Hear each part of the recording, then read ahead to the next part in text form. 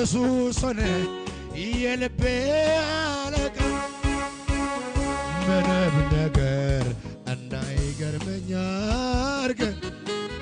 ነክተኸኛል ወደ ልቤ ገብተህ መገረሚያዬ ቀየርከብኝ በቃ ኢየሱስ ሆነ የነፍሴ አለቃ በምን አይነት ፍቅር እንደነካህ የልቤ አለቃ